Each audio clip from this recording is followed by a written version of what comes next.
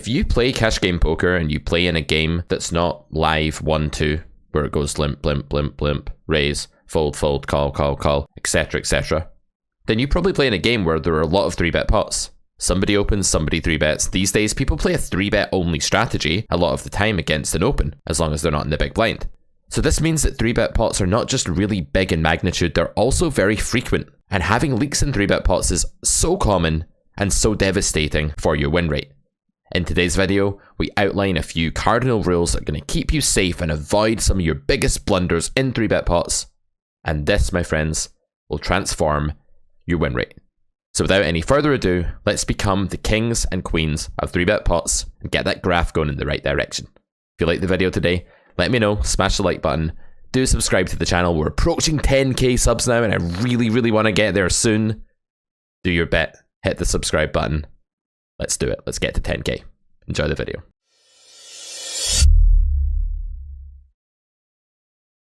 I was really torn between the title and thumbnail that we went for, where I'm portrayed as a noble king, because flopping quads in a 3-bet pot is a completely noble thing to do. I mean, only the most royal, prestigious of poker players are going to accomplish that feat. And then the other title I was going to go with was, "This simple tip will transform your 3-bet pots." But I'm kind of sick of those titles. But it's true. There's one thing I want to talk to you guys about today in 3-bet pots that will absolutely change the way you see them. What's different about a 3-bet pot? The main thing is the SPR, that means the stack to pot ratio. The amount of money remaining in the effective stack, which in this case is about, well, before villain bets is about 93, 94 big blinds, and the pot. So as we can see here, we have an SPR of around 6, something like that. Just guessing, not doing this exactly. A little bit over 6, something like that. Which means that it doesn't take very long to get the money in. Which means that the usual urgency that you may feel in a single raise pot to grow the size of the pot is less.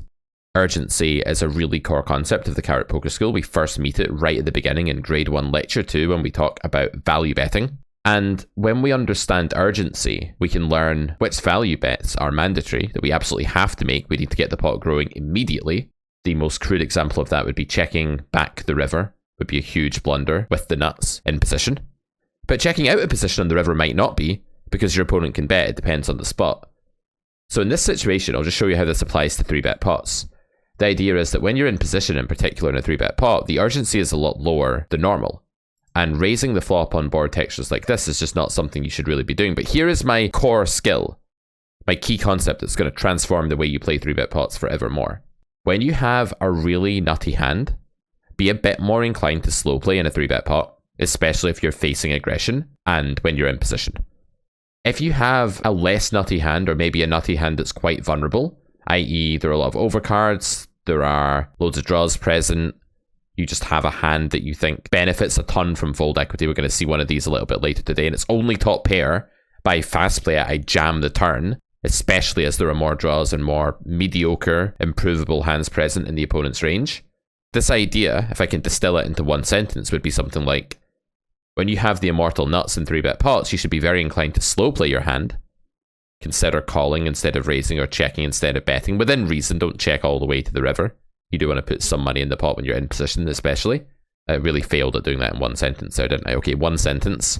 Be more inclined to slow play the immortal invincible nuts in 3-bet pots, and be a bit more inclined to fast play good and great hands that are more vulnerable but aren't invincible. The more invincible your hand, the more immortal it is in a 3-bet pot, the less urgent it is for you to put money in the pot. That's actually the opposite of in a single raise pot. We flop quads here, which is nice. Hijack versus button. Pretty standard call. Folding here is not like criminal or anything if you don't have a skill edge, but fancy that in my Bankroll Challenge series that I'm currently recording for carrotcorner.com. Going to be producing a lot of the videos on there when our subscription service goes live later in the year. We check this flop with quads, of course, the aggressor, they bet. And the thing about this texture is that, well, villain could use a bigger sizing for a start, because villain has an extremely nutty nut advantage here. They have all of the combos of overpairs, which are practically the nuts. The combos of quads in my range are A, just too thinly distributed to matter, and B, at this SPR, villain just shouldn't be trying to avoid being stacked when they have queens or kings or aces, because that's absurd. And so, from villain's point of view, me having quads is kind of a moot point. It doesn't really matter. So villain should go big here and just capitalize on the fact that their range is nutty. They're doing really, really well at the top of it. And this pot can still do with a bit of building. The SPR is not like 3 or something. It's not like a 4-bet pot. We can just bet small with any value bet on practically any texture. So I think the sizing's a little bit weird, but we decide to slow play here. And the reason is that if you think about villain's value range, it's stuff like 9s, 10s, queens, kings, aces, quads. Obviously don't have quads this time because we do. And that range is going to keep betting again for value on almost all turns. So when villain has queens, there are very few turns where villain is going to stop betting for value. And even if one of those turns does come, it's not clear that raising flop and then bombing off is the best way to go. And villain can have a lot of hands such as king queen, ace 5 suited, ace queen, king 10, queen 10. You get the point. 10-9. And what these hands are going to do is bluff. And they're going to bluff at a reasonable frequency for the most part, unless you know the opponent's really placid, but most people are going to have triple barrels in their locker here with king queen on this board. So when you raise quads, what you're essentially doing is winning a similar amount of money against aces through queens, although admittedly maybe a little bit more because sometimes that hand shuts down on like an overcard run out or something like that if you just call. But it does call, obviously gets it in on the flop or calls a raise and calls the turn as well. Or villain can have a bluff. And while there are a few hands in between like ace, king, 9s or 8s, that might be hands that start slowing down later and maybe hands that it's a bit better to raise against. The point is there's not enough of those hands. There's more combos like ace, queen, kings, aces, queens than there are of stuff like 8s or 9s. Some people cold call 8s and 9s in these positions as well. Not everyone. Some people just 3-bet everything. So really mandatory slow play. And then when villain bets the turn big, I really feel like it's just the same exact thing. Our hand is totally invincible. If villain has queens plus, they're going to triple the river for value because of course they should. Our range is mostly mediocre pairs when we start calling turn here. Maybe a little bit of like ace, king high. And so villain really does need to keep blasting the value bets that are going to pay us off here if we jam anyway on the river. And why would we shut out the king 10, the 10-9, the king queen, the ace queen? We wouldn't want to do that. The motto here is that when you're against a really polarized range in a 3-bet pot, you just don't do any raising. You don't raise anything, even out of position, where usually when you face a bet out of position, it's a bit more urgent to raise than if you're in position, if you're facing a bet. And that's because if you call, you're going to check the next street procedurally and no more money will go in by you, unless your opponent bets the next street. And that's the opposite of when you face a check, in which case it's actually more important to build the pot in position. Because if you have faced a check on the flop and you're out of position on the turn, and you check the turn, villain can still bet, you can still check raise. Where you can check raise, there's less urgency to bet. So at this point in the hand, of course, there's no urgency for me to bet at all. When I face this bet, the urgency goes up, because if I call, the river will go check check sometimes, because I will check the river if I call. But in this exact situation on this board, villain's range is so polarized that most of the hands that are bluffing, I do better by just calling against them, and the hands that are value betting, I do fine either way. So I don't gain anything against most value bets here by raising because I get their money later anyway, but I do gain a ton against the bluffs by just calling. And therefore call is better than raise when you compare lines. Really mandatory slow play. Not because we have the immortal nuts and we're terrified of our opponent folding, that's not why, but because it's really good to slow play invincible hands against really polarized ranges at low SPRs. This is an unfortunate iteration of the game tree because villain doesn't bet here, but that happens. You take the rough with the smooth. A villain has a queen now. Any of villain's bluffs that have hit the queen are going to value bet now. Of course, they should go all in. If villain has something like kings or aces, they should go all in. If they have ace 10 or king 10 or something, they should bluff. So this is a spot where villain's range is doing really well. Our range is doing really badly, therefore we check. Unfortunately, we run into one of the few combos of mergy hands here that are checking back. And against 9s, we would have had a higher EV in this exact branch of the tree had we raised the turn. But it's really, really important, guys, that you don't take that as feedback and that you're capable of zooming out and looking at the whole game tree and saying, even though my line minimized my results against this exact hand that villain happened to have, it's the right line against villain's overall range. And that's a really important skill to have, to be able to reject that feedback that simply is not feedback. So don't worry about this. The analysis is solid. Slow play, you're invincible hands at low SPRs and 3-bet pots, usually, especially against very polarized ranges. Pocket 8s here. We decide to call a 3-bet, of course, we flop a set, because that's what we do, it's how we roll. If we don't flop quads, we flop a set or trips. Villain bets big here. This is actually fine. This is a sizing you can use on Jack 8-6, again, because like on these lower boards, You just have the monopoly on the queens plus. You have 18 combos that button doesn't have if you're big blind here, and those hands do want to put tons of money in the pot. So betting big here is absolutely a play. Not many people do this because most people are trapped in the absolutely depressing brain dead caverns of just betting small thoughtlessly on the flop. They want to get rid of the flop. They want to pretend it's not a thing. It doesn't require any exploiting or decision making or GTO knowledge. It does. It does, guys. So we call here. Not that this is horrible. If you bet smaller here, it's not, but you get the point. This is a mandatory slow play. Raising here is actually an EV loss. Like if you look this up in a solver, I think you will find that raising is a big EV loss, because what you're doing is you're taking a pseudo invincible hand. Like if you're losing to jacks here, who the hell cares? That is not a relevant branch of the game tree. That is a branch where all the money goes in and you just lose unless you hit quad eights. Fine. But against the rest of villain's range, it's quite polar. It's bet big here. Its value bets are going to keep betting again. Its bluffs will keep betting again. You want the value bets to do that. You want the bluffs to improve or bluff again. You don't want to make villain fold king 10 here. There's no reason to do that. That hand might triple off. And if villain has ace jack or kings, you're going to get all the money really often anyway. And that's why it's a big mistake to raise this hand. Slow play your big invincible hands in 3-bet pots, please. This is mandatory, this call. Don't raise here. We make the immortal nuts, and now we have a decision to make. So what you shouldn't do here is bomb it. Bombing it here with an invincible immortal hand is really bad. There are two plays you can take here, in theory. One is a really small bet, and one is a check. I don't think you have to make a really small bet at this SPR for two reasons. One, checking allows villain to reignite bluffs with hands like king 10, king queen, ace 5, ace 4, ace 10, ace 9, etc. Maybe just like total airballs. They have a lot of like king 7 off in their range here in GTO, and they have some suited 10-5 suited and stuff like that as some frequency, and low suited connectors like 5-4 suited and stuff like that that are not doing terribly well if you bet. So these hands you'll maximize your EV against by checking. By betting, you will maximize your EV against a couple of types of hand. One would be like 2 diamonds that's going for the check jam on the turn as a semi-bluff. You'll maximize against that by betting. You'll maximize against hands like probably ace jack or something by betting, because it's going to check jam, whereas if you check back, sometimes the river is a king.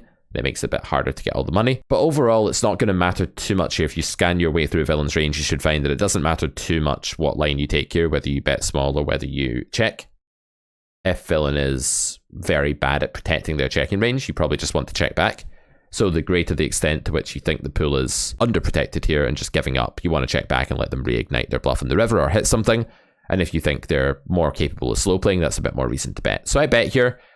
I think in hindsight, this was a weaker player. It looked like a weaker player. And instinctively here, I think check might be better for one reason. And that is that I just don't think these checking ranges are protected enough on the turn in 3-bet pots. I think people are just way in the habit of betting their flush draw, betting their top pair, betting their overpair again. Recreational player in this game, 100 Rush and Cash GG, where the bankroll challenge is kicking off. They're just not protecting enough. So checking back here is actually a really nice play. And I think I would just make it pure if I had a redo on this hand. And the reason I'd make it pure is just that, well, as I say, if villain has queens, they're going to bet the river, I'm going to jam, they're going to call most of the time anyway. And if there are too many combos now, like ace 10 of clubs in villain's range and not enough combos of diamond, diamond, why am I even betting?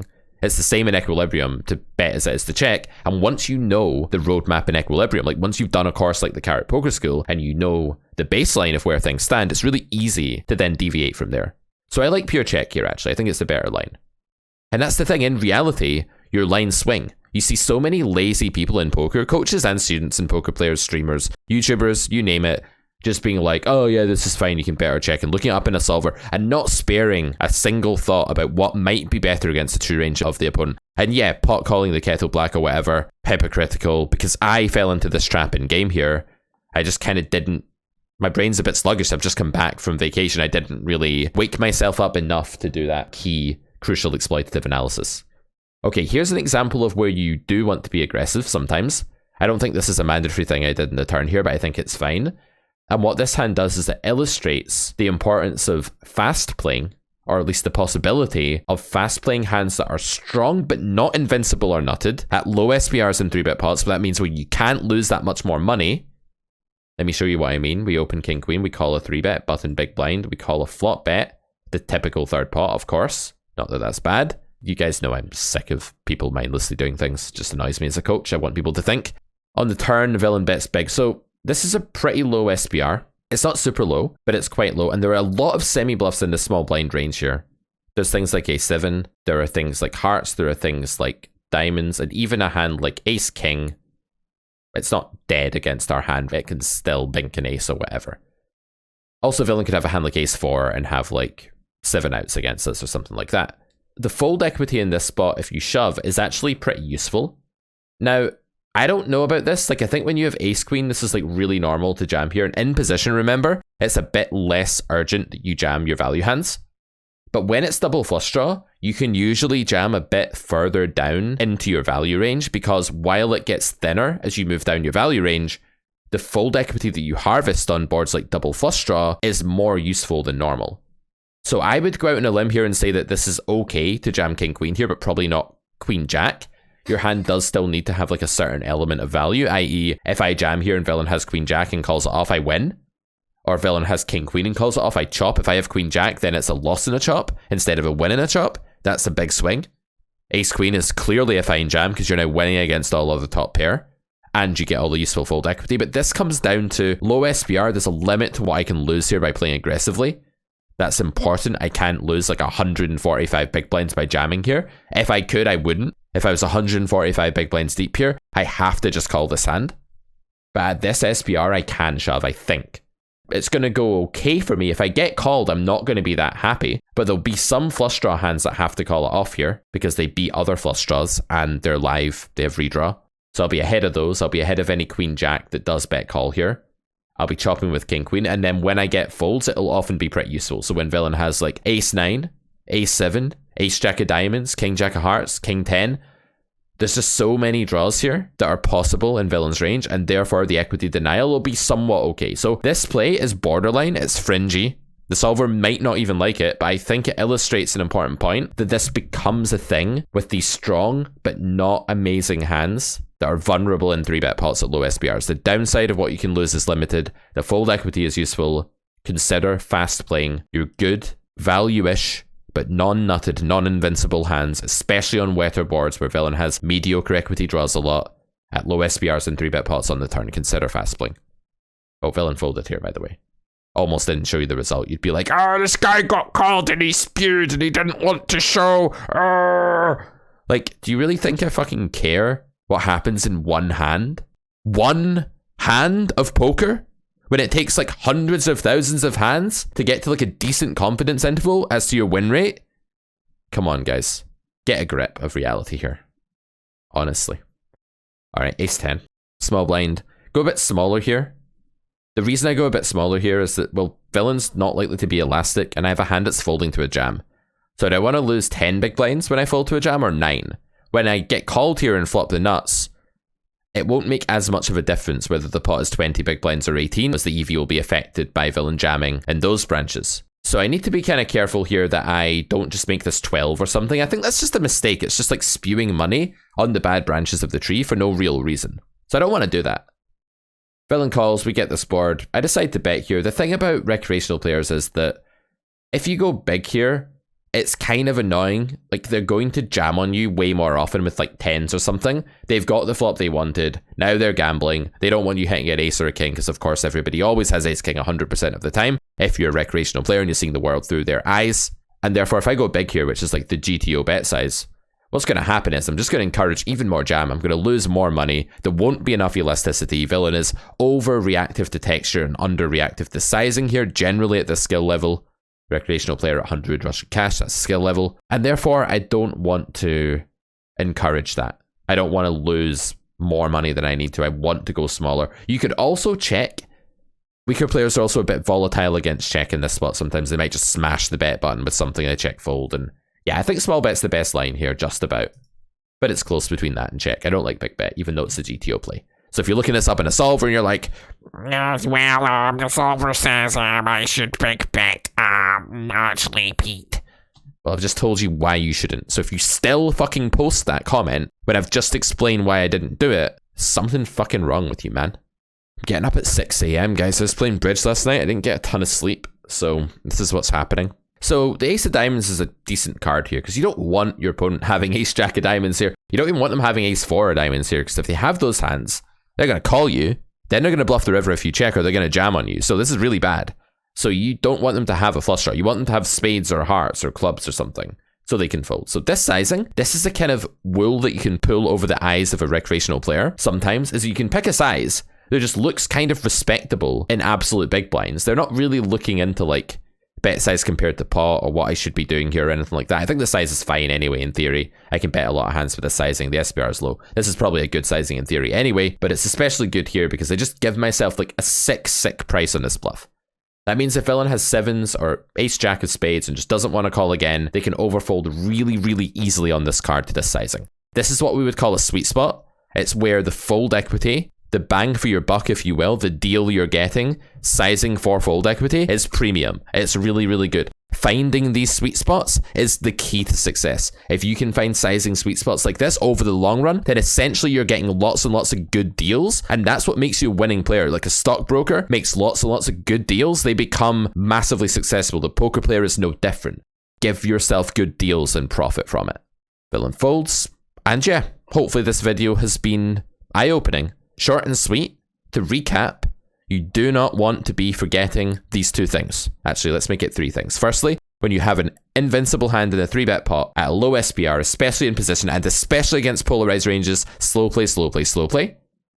Rule 2, consider fast playing. Very good or good but non-invincible hands, especially out of position or against mergier ranges that contain draws and where fold equity is useful. Those last 2 points go hand in hand.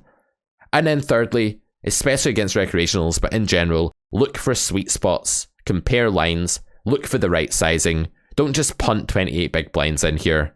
Find the sizing that gives you the best bang for your buck against the opponent's range. And remember, your recreational players are inelastic to sizing for the most part.